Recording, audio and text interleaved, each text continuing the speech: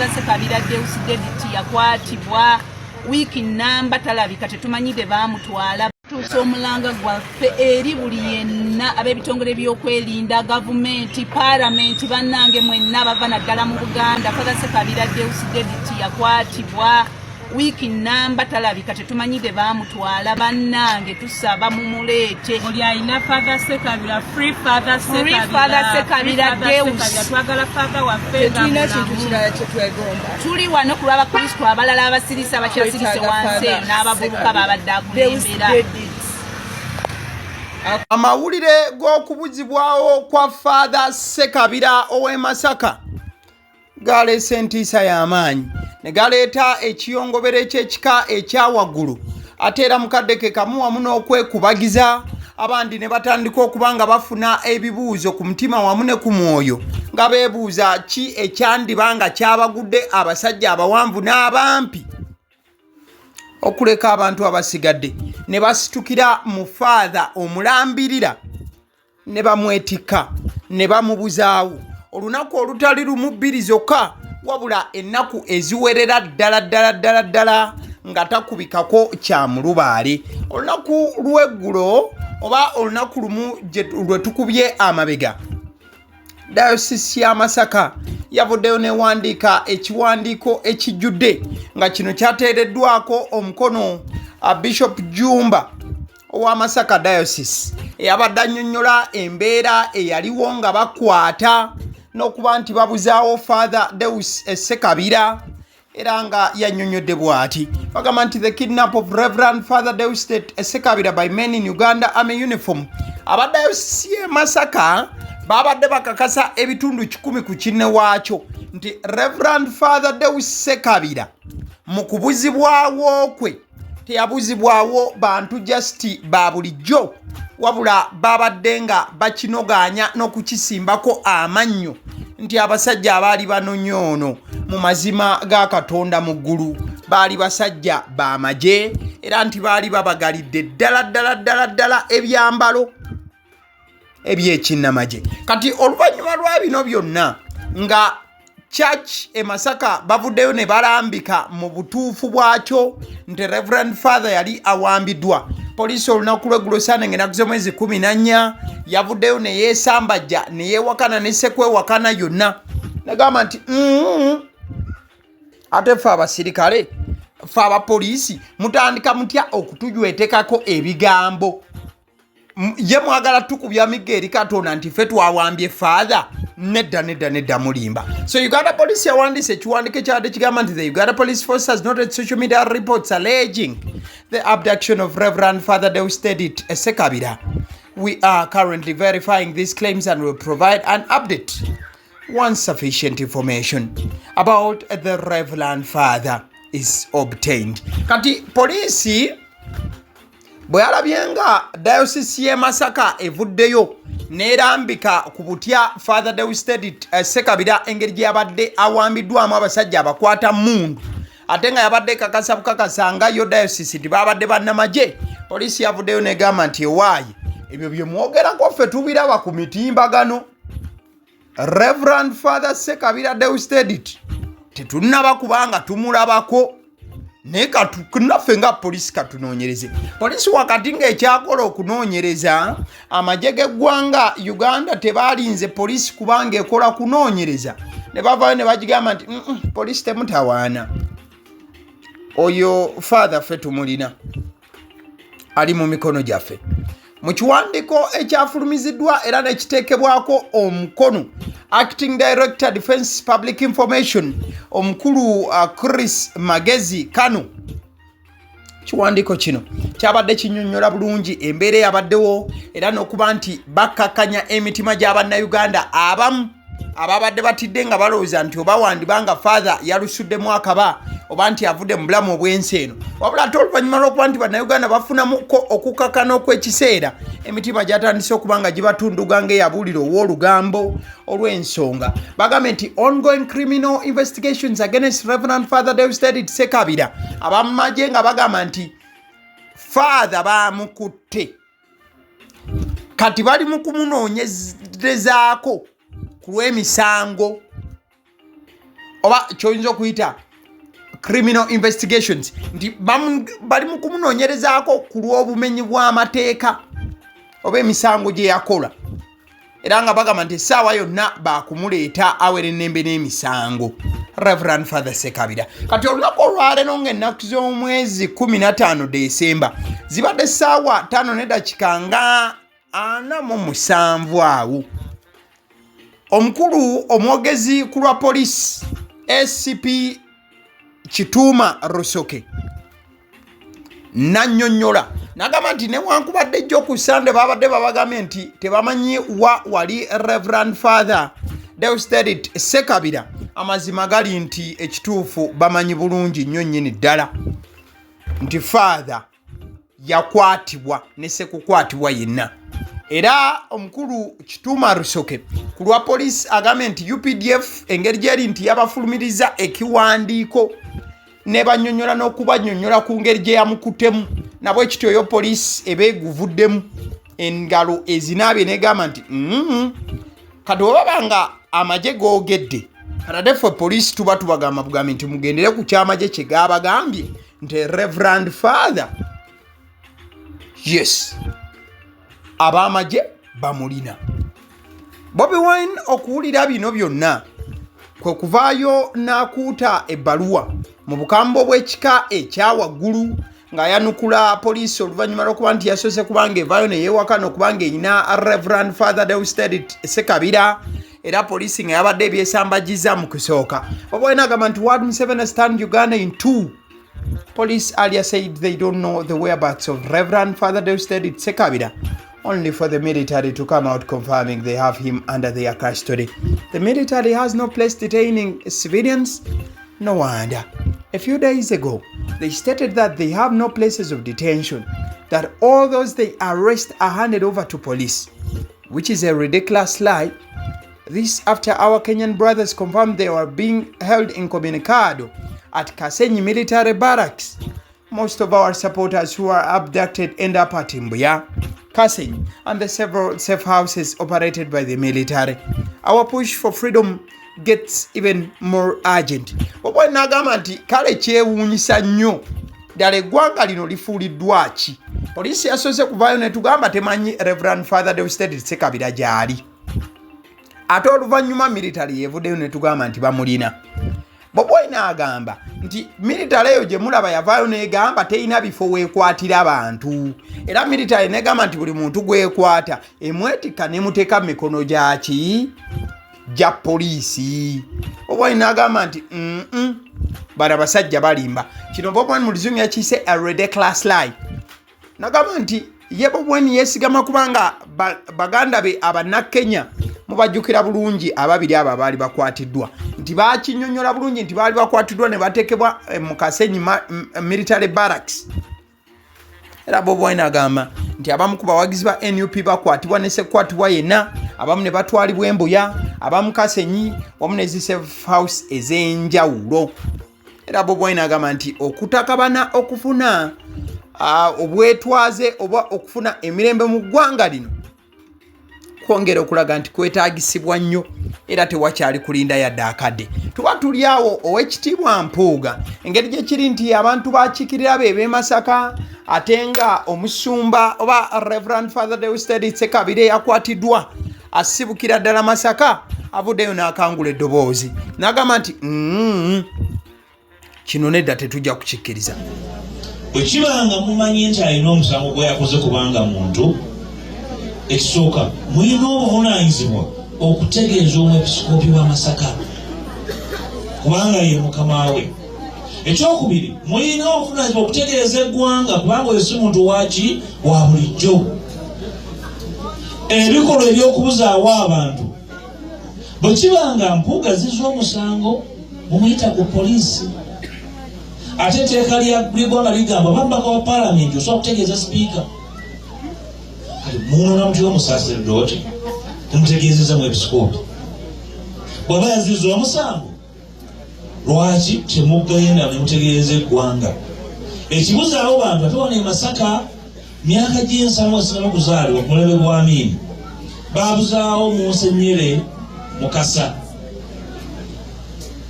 Mukasa yabuzibwawo tiyaddeyo kulabika. Temutukomezaawo mbeera y'abantu kulowooza nti Amin yazuukidde n'azuukirira wano e Masaka n'ebikolwa bye. Nsaba bakuumaddembe abantu baffe temubaleetera mbeera yakemmeterwa mmeeme nakubalowoozaako nti muzzeemu ebyakolebwa emyaka gye67. So omusaasidde ssentebe wa kyalo ne ssentebe w'ekyalo muwekitiibwa tosobola kutwala musajja mukulu ng'ono kitani nga waliwo ensonga yonna notategeeza waakiri famire ye etandikirwaku olugala nti muzeeyo ono ayina ensonga kagenda azimalirize ajja kudda. Era bw'aba alina omusango eddembe ly'okweyimirirwa limugyeko. Njagala abakulu abakwatibwako ensonga eyo Masaka mumumanyi. Masaka bw'ekyawo atadde amabega kimutuleetera mbeera yakulya sunsa ekkulu. Bwe tuba tukyali obuguju mutuleke. Kimutuleetera mbeera yakugaaya luwawu. Bannaddiini si bantu ba bulijjo. Era mu makkati gaffe musasolo tubajja wano ffenna tukola ki tuyimirira okukola ki kubanga muntu wanjawulo ne bw'abanga mu buntu alina omusango mulowooza nti yaguzizza temusobola ekintu ky'okutwala abantu ne mumalako ekitiibwa humiliating people kikyabukulembeze okuswaza omuntu okumalako ekitiibwa kubanga mulowooza nti yazizza omusango si kyabugunjufu. Ndowooza babanga balina akatoola bajja kyulya kyembagamba okujja kuma be baatoolwako. Bwe basooka omuntu omukulu ne mukireka ne kiyita lwe banaakulona gwe owa bulijjo toli ajja nakwogera. Ambo ebyowekitiibwa Masayas Mpuuga ng'annyonnyola ku kya Reverend Father Deusdedit Ssekabira okubeera nti yali abuziddwawo abasajja abawanvu n'abampi era n'okubanga alaga nti byonna ebyakoleddwa Bakira yagalagaana tunula eno tunula bali oba otunula eri byabadde tebigwana wabula mukadde kamu engeri gye kiri nti President Museveni ali mu kweteekateeka kubanga ayolekera bitundu bya Masaka n'ebitundu ebirinaanyeewo. Banna NRM abali eyo abali mu kusagula akaluluku lwa NRM basanze akaseera akazibu ennyo oluvannyuma lw'okukwatibwa kwa Reverend Father Deusdedit Ssekabira era nga bano bagamba nti bibanga birimu opposition okutusiiga ettomisayidi eno nga naffe twagala okwegatta ku Bannayuganda n'okusingira ddala abantu ba dayosisi y'e Masaka okwongera okutuusa eddoboozi lyaffe eri gavumenti n'ebitongole by'okwerinda byonna okulaba nga munnaddiini Father Ssekabira Eyawambiddwa tusaba ebitongole by'okwerinda bimuleete bunnambiro oba bimuteeke mu kooti avunaanibwe wabawo omusango ogwamukwasizibwa. Twagala okutegeeza Bannayuganda nti ffe ng'abavubuka bava mu dayosisi eno eya Greater Masaka Father Ssekabira tubale tukola naye ng'abakulembeze b'abavubuka ng'akyali chaplain w'abavubuka mu Masaka dayosisi. Mulimu ab'opposition kubanga pulezidenti omwagala w'abandi chairman wa NRM ku lw'okunaayingira ekitundu kino ekya Greater Masaka era tubadde tuteeseteese okumwaniriza mu bungi era nga n'okunoonya akalulu ka President Museveni ne bafulaga beyalazi baffe bonna tumaze okukanoonya nga tulaba tugenda kuwangulira waggulu naye tugenza okulaba enjega eno eyaguddewo ya Father Ssekabira ereetedde Bannayuganda bangi n'abantu b'ekitundu kino okwebuuza kiki ekigenda mu maaso mu ggwanga.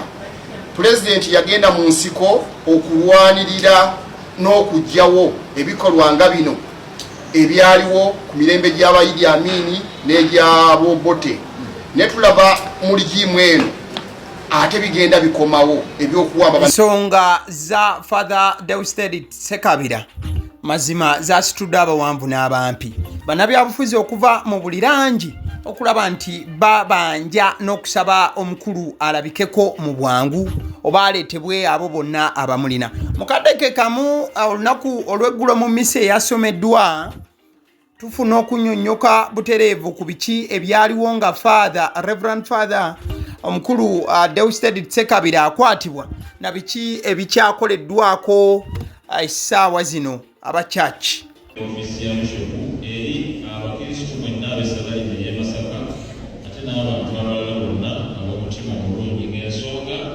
ekwata ku kuwambibwa kwa Father Ssekabira ng'abamuwamba bambadde ebyambalo by'amagye aga Uganda.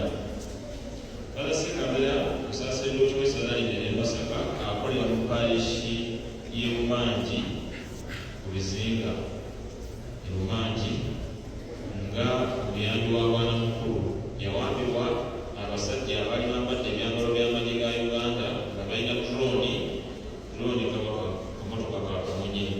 Olwokusatu nga 3 December olwama kuno ku ssaawa 7 Katwe mu Masaka yali mu ofiisi ye ku ssomero lya Uplift Primary School. Tukyagezezaako okumunoonya naye abuze. Kale nno embeera eno etukosezza ffenna ng'Essaza ly'e Masaka n'Ekereziya okutwalirawo ate ne famire Father Ssekabira mwazaalibwa. Kakati Essaza ly'e Masaka nga likolagana ne balooya bannamateeka tugezaako okukola buli kisoboka musaasidoti okumufuna nga mulamu. Ku Mande nga 8 twalina general annual meeting ey'abafaada bonna ab'e Masaka. Bishop n'atusaba abasaseredooti tusome novena ya Sapuleya ennaku 3 tuyitumu nga tusomerako ebikolwa ebyokunyolwa tusaba Katonda tusabira Faada oyo tusabira Ekereziya ate nga tusabira n'ensi yaffe. Kakati Eggulo nga 13 Bishop yatusabye ffenna abakristu mu paalishi zaffe mu maka gaffe ne mu communities endala mwe tubeera ffenna wamu oba ssekinnoomu tusome Sappule eziddiringana ennaku 3 naye nga tusomerako bikolwa bya kunyolwa nga tusaba Katonda embeera eno alikole ki agiyingiremu.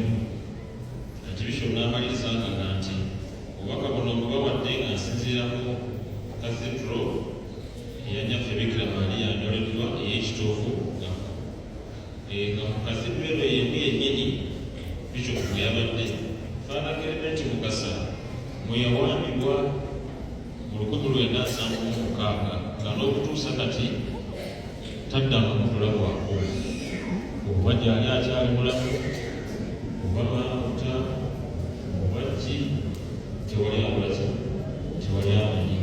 Saakutokaaga tyali amini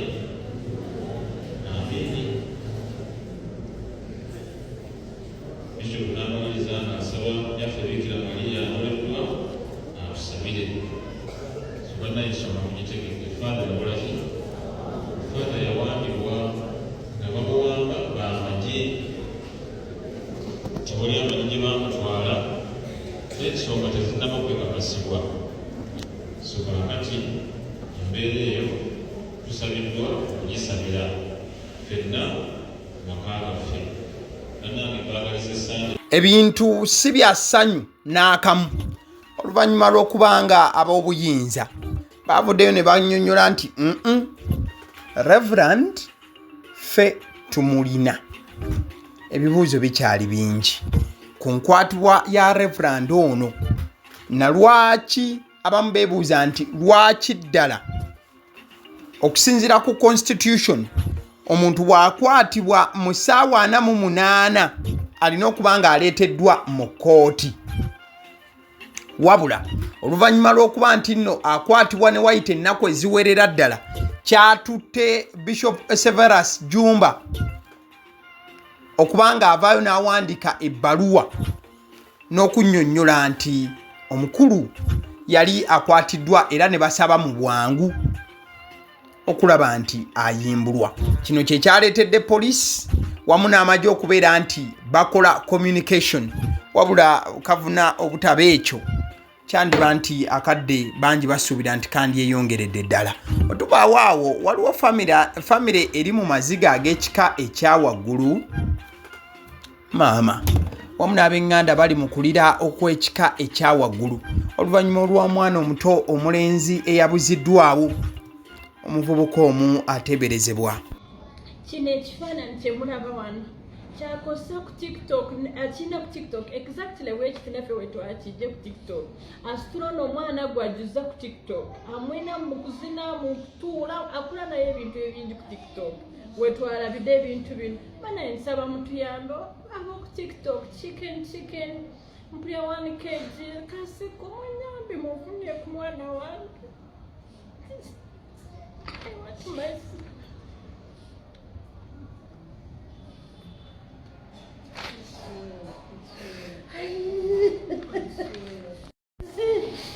That's a managed cigar. That's what I want. Nice kid. Nyanyo, asekanyo. Nyanyo, asekanyo buri amweseko. That's a mama to address the problem. But they're so friendly, so friendly. Abantu bona abantu teriyebaka enjejjula abantu ate bana wakulaga batudde wano lwa mwana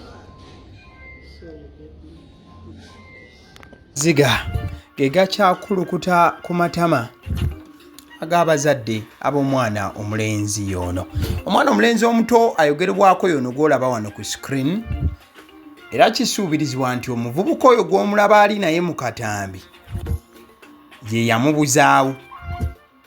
Okusinziira ku mwogezi wa poliisi omukyala Kawala Rachel yannyonnyodde okusinziira mu buwandiike bagamba nti the Kira Road Division Police are actively investigating an alleged kidnapping that occurred on 12th December 2025 at about 1600 hours. Nti poliisi ya Kira eri mu kukola okunoonyereza okw'ekika ekyawaggulu olw'omwana eyabuziddwawo, era nga kigambibwa nti omwana ono yabuzibwawo ng'ennaku z'omwezi 12 omwezi guno gwennyini ogwa Desemba gwe tulimu, ekitegeeza kati wayise ennaku 3 nga famire tekubaliiso ku mwana ono. Kigambibwa nti yabuzibwawo ssaawa zaali 10 ez'akawungeezi. The victim is Imperial to Mwesige Abraham, a 6-year-old. The suspect is Muchunguzi David, a Shamba boy and a resident of Dungu Zone, Kisasi, Kawempe Division, Kampala District.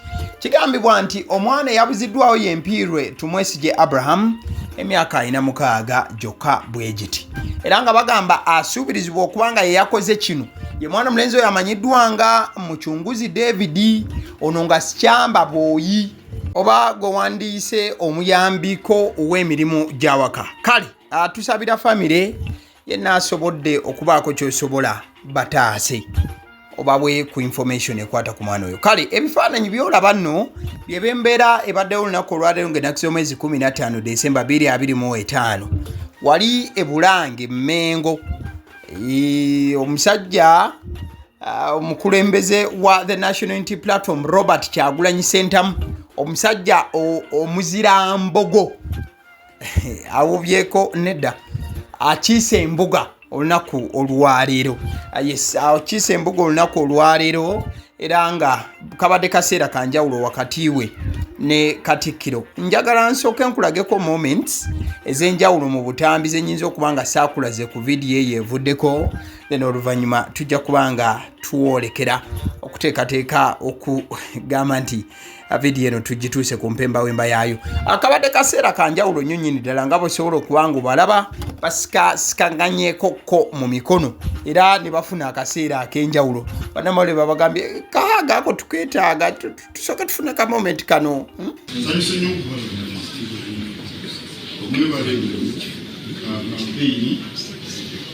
akati abamuli ebifaananyi mubifunye njagala kubasiibula kyakubasa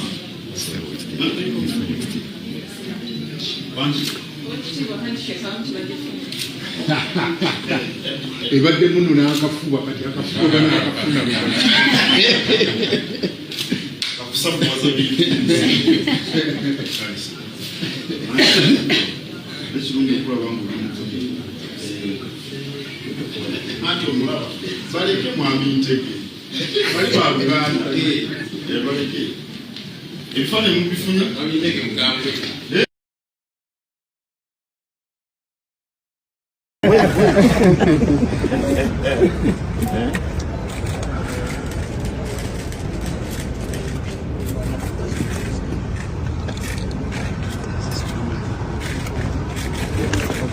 Twaniriza nate. Tugende tambula. Eyo nno yembeera olwaleero ebadde ku Bulange. Yes, embeera ebadde ku Bulange olunaku olwaleero. Robert Kyagulanyi Ssentamu omukulembeze w'ekibiina ki The National Unity Platform mu kadde ke kamu waliwo emisanvu egiteereddwa mu nguudo, ku nguudo ezimu ezidda ku Bulange. Era osobola okulaba military police ekubye emisanvu ewamu, wabula waliwo ekikolwa ekirabiddwa ekitabadde kirungi. Oyo ye Honorable Betty Namboze them n'abamu ku bakulu then badde bagasimbaganye n'aba security ababaddewo. Emmotoka ezo z'olaba mmotoka ezitambulira mu luseregende lw'emmotoka z'omutanda. Ai Maasomogi, Ssaabasajja Kabaka Beene, Cuucu, Lukoma Nantawetwa. Embeera ebadde e Bulange. Abasirikale bazze ne basuula emisanvu mu nguudo ez'enjawulo ezituuka ku Bulange. Emmotoka zino z'olaba ez'Obwakabaka era ezitambulirwamu empologoma zisanze akaseera akazibu olw'emisanvu egibadde giteereddwa mu kkubo oba onfuna, era zirabiddwako n'abavuzi mu mbeera ey'okwewuunya ennyo ekibadde kigenda mu maaso. We are yet to establish more information according to exactly what was going on, but kinda it was appalling. Ale nzikiriza nkutegeze ku bannaffe aba Honeybites bagamba nti bo omulimu gwe bakola gwa kukolera byakulya eby'abaana abadda ku masomero. Bwe tugamba abaana abadda ku masomero saabo bokka abadda ku masomero wabula n'ababeera ewaka balina package ey'ebyokulya eby'abaana mu line efaananako bwetyo. Gwe bakubire bukubizo bagambe njagala package y'ebyokulya by'abaana abali ku masomero oba abaana abalya ebyokulya. Balina ebyokulya yogera ku daddies, yogera ku binyeebwa, amawogola, yogera ku bagiya, yogera ku cupcakes, yogera ku donuts. Osobola okubafuna ku 0709 787508.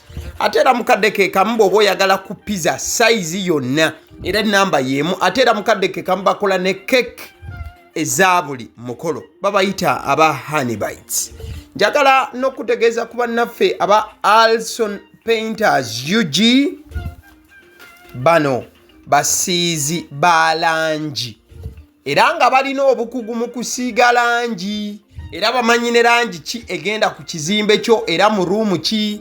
Tebasobola kuddira langi yandigenze mu kisenge ate ne bagisiiga mu ddiiro ey'omu dining ne bagisiiga mu kinaabiro. Nedda, Alson Painters UG omulimu gw'okusiiga langi bagukugukira ddala. Basiiga ebizimbe okuviira ddala ku ruumu emu paka ku makalina n'amakalina.